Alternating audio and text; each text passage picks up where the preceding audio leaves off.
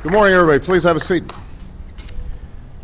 Well, long before I took office, I argued that meeting our greatest challenges would require not only changing policies in Washington, but changing the way we do business in Washington.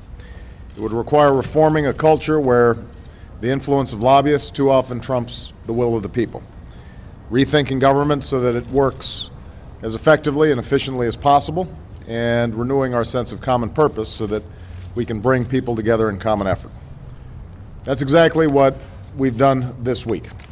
On Tuesday, we brought auto executives, labor unions, environmental groups, Democrats and Republicans together to set a national fuel efficiency standard for our cars and trucks for the first time in history. On Wednesday, I signed bipartisan legislation to help homeowners and to crack down on the predatory lenders who seek to take advantage of them. And later this afternoon, I'll sign bipartisan legislation that protects consumers from the unfair rate hikes and abusive fees levied by many credit card companies. And this morning, I'm proud to join Democratic and Republican members of Congress for the signing of a bill that will eliminate some of the waste and inefficiency in our defense projects. Reforms that will better protect our nation, better protect our troops, and save taxpayers tens of billions of dollars. Now, let me be clear.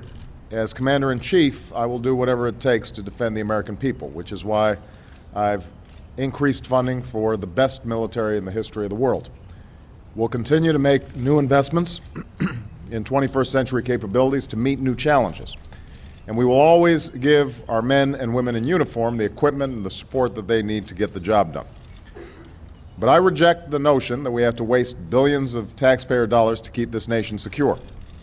When it comes to purchasing weapons systems and developing defense projects, the choice we face is between investments that are designed to keep the American people safe and those that are simply designed to make a defense company or a contractor rich. Last year, the Government Accountability Office, or the GAO, looked into 95 major defense projects and found cost overruns that total $295 billion. And wasteful spending comes from exotic requirements, lack of oversight, and indefensible no-bid contracts that don't make our troops or our country any safer.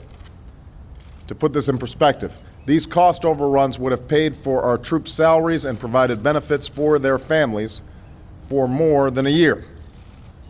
At a time when we're fighting two wars and facing a serious deficit, this is unexcusable and unconscionable. As Secretary Gates has said, $1 of waste in our defense budget is a dollar we can't spend to support our troops or prepare for future threats or protect the American people. Well, it's finally time to end this waste and inefficiency. Already I've announced reform that will greatly reduce no-bid defense contracts and save the government billions of dollars. And Secretary Gates, working with our military leadership, has also proposed a courageous set of reforms in our defense budget that will target waste and strengthen our military for the future. In taking on this enormously difficult task, he's done a tremendous job, and I want to publicly commend Secretary Gates for that. The bill I'm signing today, known as the Weapons System Acquisition Reforms Act, represents an important next step in this procurement reform process. It reforms a system where taxpayers are charged too much for weapon systems that too often arrive late, a system that suffers from spending on unproven technologies, outdated weapons, and a general lack of oversight.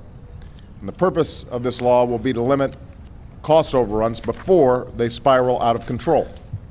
It will strengthen oversight and accountability by appointing officials who will be charged with closely monitoring the weapon systems we're purchasing to ensure that costs are controlled. If the costs of certain defense projects continue to grow year after year, those projects will be closely reviewed, and if they don't provide the value we need, they will be terminated.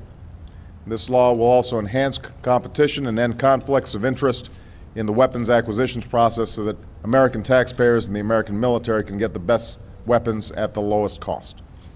And this legislation is long overdue, and it's been a long time coming. But we're finally signing it into law because of the dedication and commitment of a few key members of Congress who've been fighting for years for this reform. Senators Carl Levin and John McCain, Representatives Ike Skelton, John McHugh, Rob Andrews, and Mike Conway. I'm very proud of the extraordinary work that all these gentlemen have done who are standing behind me today. Senator McCain couldn't be here today because he's making sure he has a good seat to watch his son graduate from the Naval Academy in a few hours, and that's where I'm headed as soon as I catch my ride over here.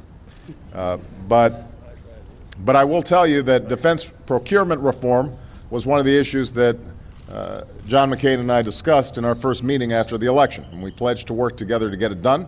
And today I'm extraordinarily proud to stand here and sign a bill that passed with unanimous support from both parties at every step of the way.